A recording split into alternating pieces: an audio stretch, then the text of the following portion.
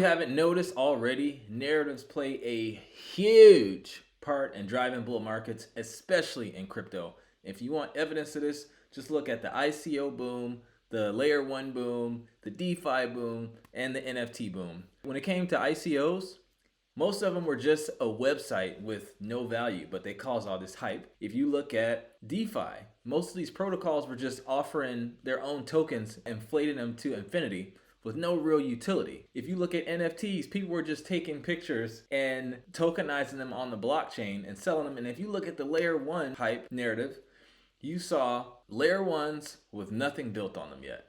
All it was hype. And I believe we have another narrative in crypto that could kick us into a mini bull market. I still think we're gonna be in a bear market overall, but that doesn't mean we can't make some money in the short term. And in my opinion, that narrative that I think can kick off a little mini bull market is Arbitrum airdropping their token. So in this video, we're gonna break down what Arbitrum is, why I'm anticipating an Arbitrum token airdrop very, very soon, why I'm short-term buying Arbitrum ecosystem projects, and at the end, I'm gonna even tell you some of the Arbitrum projects that I'm buying. So before we get started, as always, I have to say it, this video should not be taken as financial advice. Please consult with your financial advisor before making any investment decisions. This video is for your education purposes only. And as always, do your own fucking research. So let's get into it. So let's start off with, what is Arbitrum? Arbitrum is a layer 2 built on top of Ethereum with the goal of helping it scale. And if you don't understand how layer 2s can help Ethereum scale, I'll go over it really quick, but I'll put my video in the description here where I broke this down in depth. But the TLDR is, a blockchain has 3 layers, a consensus layer, a data layer, and an execution layer. Right now on most blockchains, you have all 3 of those things happening on the main chain, which is causing these blockchains to be congested. And then you hear about this whole blockchain trilemma, which is speed, decentralization, and security. You have to pick 2. But you don't have to pick 2 because you can take a modular approach, and that's what I broke down in the video. So the goal is to have the consensus happening on the mainnet because it gets all the security. The goal of layer 2s is to let that execution happen on the layer 2 so it can free up space on, for example, Ethereum mainnet, so the gas fees can go down and it can increase Ethereum's transactions per second. So the layer 2 business model is actually extremely simple to understand. Blockchains are in the business of selling block space. No matter what your application is, whether if it's a decentralized exchange, a derivatives platform, an NFT staking platform, it doesn't matter. You're trying to get into that next block. So whatever blockchain you're building your dApp on, let's say it's Ethereum, if you're a decentralized exchange, all these swaps that you have happening, in order for it to happen, those swaps have to be included into each block. Right now, Ethereum can handle around 14 transactions per second. It may be more since they moved to ETH 2.0, don't quote me on that. So if blockchains are in the business of selling block space, layer 2s are in the business of selling block space as well, but it's selling fractional block spaces. So replace block space with a skyscraper. You have to buy the entire skyscraper. But layer 2s, they can take that skyscraper and split it up, and each little cubicle or each room or each floor, however you want to split it up, they're selling it individually so it's cheaper. Hopefully that makes sense. Roll-ups work just like when you go to a bar and you open a tab. Instead of paying for your card every time you buy a drink, having to go to the bar and constantly swipe, it'll create this long line, it'll be congested. When you go and buy your first drink, you tell them to open up a tab. Every time you get a drink, they put it to your tab, they put it to your tab. And then at the end of the night, you go and close your tab and you pay for all of those transactions at once. That's exactly what a layer 2 does. They bundle up all of these transactions and they actually compress them, and then they submit it to the chain so that all the transactions can be done at once with the security of the mainnet of whatever blockchain that is. So there are 2 main rollups. There may be more, but it's 2 that I know of or understand. That's ZK rollups, or zero knowledge proofs, and optimistic rollups, the latter of which is what we're going to focus on in this video. And I actually broke down ZK rollups in the video that I tagged in the description that I mentioned at the beginning. So if you want to learn more about that, definitely give that video a watch. But yeah, you have optimistic rollups and ZK rollups. And the funny thing is, people are looking at like Arbitrum versus optimism. They both use optimistic rollups, but they're still a little bit different in how they use them. So let's go over what an optimistic rollup is and we're going to read straight from the ethereum.org website. So it says here, an optimistic rollup is an approach to scaling Ethereum that involves moving computation and state storage off-chain. Optimistic rollups execute transactions outside of Ethereum but post transaction data to mainnet as call data. Optimistic rollup operators bundle multiple off-chain transactions together in large batches before submitting to Ethereum. We just talked about that. This approach enables spreading fixed costs across multiple transactions in each batch, reducing fees for end users. Optimistic rollups also use compression techniques to reduce the amount of data posted on Ethereum. We also just talked about that, and I talked about that in the video as well. Optimistic rollups are considered optimistic because they assume off-chain transactions are valid and don't publish proofs of validity for transaction batches posted on-chain. This separates optimistic rollups from zero-knowledge proofs that publish cryptographic proofs of validity for off-chain transactions. Optimistic rollups instead rely on a fraud-proving scheme to detect cases where transactions are not calculated directly. After rollup batch is submitted on Ethereum, there's a time window called a challenge period, during which anyone can challenge the results of a rollup transaction by computing a fraud proof. If the fraud proof succeeds and it ends up being fraud, the rollup protocol re-executes the transaction or transactions and updates the rollup state accordingly. The other effect of a successful fraud proof is that the sequencer responsible for including the incorrectly executed transaction in a block receives a penalty. And lastly, if the rollup batch remains unchallenged, after the challenge period elapses, it's deemed valid and accepted on Ethereum. Others can continue to build on an unconfirmed rollup block, but with a caveat. Transaction results will be reversed if based on an incorrectly executed transaction published previously. So, like all things in life, there are always trade-offs, and it's the same thing with ZK rollups and optimistic rollups. Let's go through those. So zero-knowledge proofs are actually a newer technology. They're less battle-tested and is computationally more strenuous on your hardware. Your hardware is going to be exerting more energy, which means you're going to have to be paying more, I imagine, but they're much faster. Optimistic rollups, on the other hand, take a longer time to verify, but they're computationally less complex. And this results in layer 2 nodes having less hardware requirements. And this is why if you use an optimistic rollup bridge like the Arbitrum bridge, or bridge into optimism using their native bridge, it takes a long time because we were just talking about how there's a time period to submit a fraud proof. So basically, they're optimistic because a transaction happens. They're optimistic that it's legit, but there is a period whereby, I don't know the exact period, but I think it's like a week or something like that. It's a long time. That's why I never use that bridge. There's a period where you can submit a fraud proof and the transaction will get rolled back, so it doesn't get submitted automatically. But with ZK rollups, they have a way of proving something is true without showing how they got to the answer. So the famous example of a ZK rollup is it's this giant picture and you're supposed to find where Waldo is.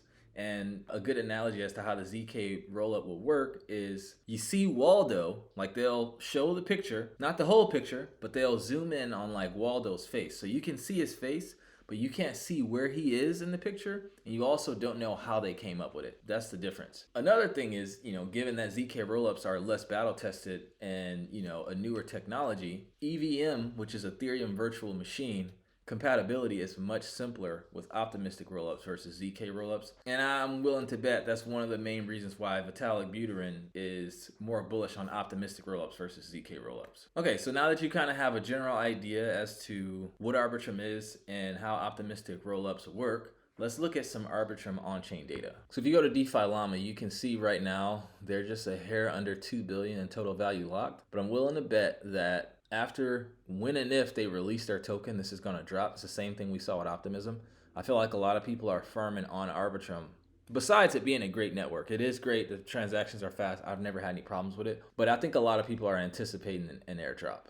We can see all the dApps they have on there, and we see GMX and Zyberzop and Uniswap, the top 3 leading the way. This is a pretty good TVL. And if we look at Optimism, it's about a little more than half less the size. But as you can see, when they did their airdrop, their TVL went way up, then it dropped back down, but now it's going way back up. We might see that same thing with Arbitrum, but only time will tell. Okay, so now we understand Arbitrum and we went through, some of the on-chain analytics and stuff like that.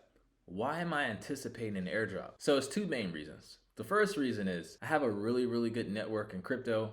I live in San Francisco. I get to talk to a lot of the founders of the projects in which I invest in, and I'm super grateful for that. So I've been hearing through the grapevine that Arbitrum is going to be airdropping their token within the next 2 months. And I heard it was actually supposed to be sooner, but some things happened and it got delayed. But, I could be wrong on this, but this moves me to my second reason, the logical reason. They're VC backed. If you look at a venture capital business, their business model, they have investors called limited partners, and they have a fiduciary responsibility to serve their limited partners to make the highest return for them with the least amount of risk, even though venture capital is a risky business.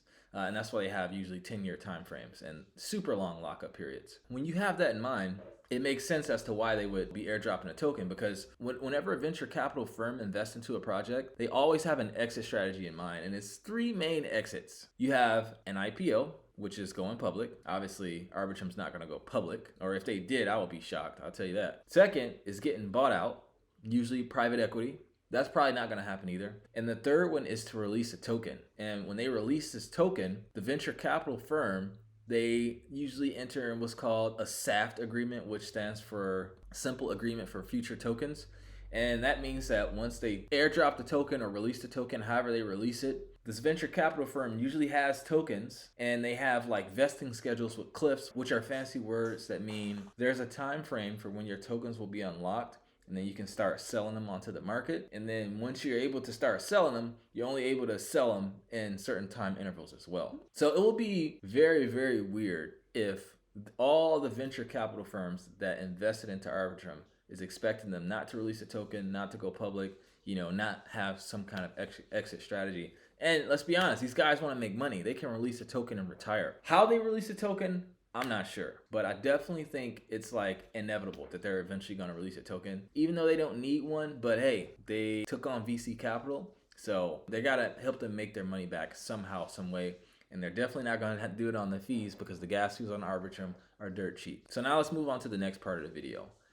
How am I positioning myself to take advantage of this narrative? Two ways. The first one is setting myself up for the airdrop. So I've been doing a lot of yield farming and just holding tokens and just a lot of different things on the Arbitrum network. And I'll put a link to a description that talks about the ways that you can increase your chances to receive an airdrop if there is one. But keep in mind, I don't know when the snapshot has been taken, if it has been taken already. The second way I plan on taking advantage is to take advantage of the narrative, like I talked about in the beginning of the video. So a rising tide usually raises all ships. And that means if Arbitrum releases a token, they're going to have a lot of camaraderie and just hype about them, that the narrative and investors are going to think like, man, I should probably invest into Arbitrum ecosystem tokens. And that's what I'm going to do. So let's go over some of the projects that I'm buying. I'm not going to go into super deep detail as to what they are. Most of them I've already done videos on. I just want to show you the chart and kind of show you like what my thinking process is. Now, my favorite project on Arbitrum is GMX. And as you can see, they're like leading the way in terms of TVL. But I'm not actually buying GMX because they're already really, really high. Could it go up more? Yes. But in order for this price to double, the market cap has to double. And the market cap for GMX is already really, really high. So I'm not chasing the trend. You guys know I love RDNT Capital. I've been making videos on this since I started my YouTube channel. And right now they are pretty much like retesting previous all-time highs again. I'm actually not buying any more RDNT because I still have a bag of it and it just keeps going up. I was buying this thing all the way back down at 1 cent. So at these current prices, that's a 31x. That's not bad, especially in a bear market. So I'm just going to keep taking profits on the bag that I already have. I don't want to chase this trade because at any moment they can correct, and they are planning on launching V2. So it could be a buy the rumor, sell the news kind of event, meaning when they launch the V2, people could dump. So I don't want to take the money that I already made, put it back in, and risk it going down. Like I'm just going to take those profits and keep my moon back that I have, because I'm already playing with house money. A token that I am buying that I actually made a video on is Tender Finance, and they allow you to collateralize your GLP and loop it and get a safe yield. You can watch my video on that. I'll link it here in the description. But they had like a little run. I almost took profits, but it didn't quite hit my price target. But it's came back down, and I feel like it's a good protocol to invest into in the bear market because, people are using GMX, so why wouldn't people use this? I just think not a lot of people know about it. And I know the founders, and you know, I trust them, and they're smart guys, and I believe in them. So I feel really, really good about buying this token. It is on Arbitrum, obviously. So this is one that I'm still dollar cost averaging into. Another project that I've started dollar cost averaging into is DopeX. They are an exchange on Arbitrum. And I would have pulled up the chart, but they only have DopeX versus ETH. I like to look at, you know, DopeX USDC. But as you can see, they had this major rally. It went all the way up to a little over $4,000. And right now it's sitting at 369. The market cap's 90 million. Fully diluted valuation is 184 million. So you have around 50%-ish of the tokens unlocked, but this price can go up a lot, especially if Arbitrum does indeed release a token. And then the last one that I'm buying is Magic. The market cap is relatively low. So again, you see at the all-time highs, the price was at $6. Now we're looking at a $1.63 price. And it's already kind of rallying, and it started to consolidate. It's been consolidating since around January, just been in this price range here. I can see the support and resistance, but I obviously can't put the lines on this chart. But I can definitely see this one doing a 2, 3, maybe 4x if Arbitrum releases a token. So there you have it, folks. That is my thesis for why I think Arbitrum is going to release a token and what I plan on doing about it to take advantage. So if you like this video, I strongly ask you to consider subscribing. It's one of the best ways you can help support the channel, as well as liking it, sharing it with a friend. Also, comment down below. Let me know if you have any feedback for me. What are you buying on Arbitrum? Like, what do you think about this whole situation? Like, let's get some chatter going. And click the link in the description to apply to our Discord. We're only letting a certain amount of people in. So with that, I thank you so much for watching this video and tuning in. I love every single one of you watching, and I'll see you in the next video. Whew.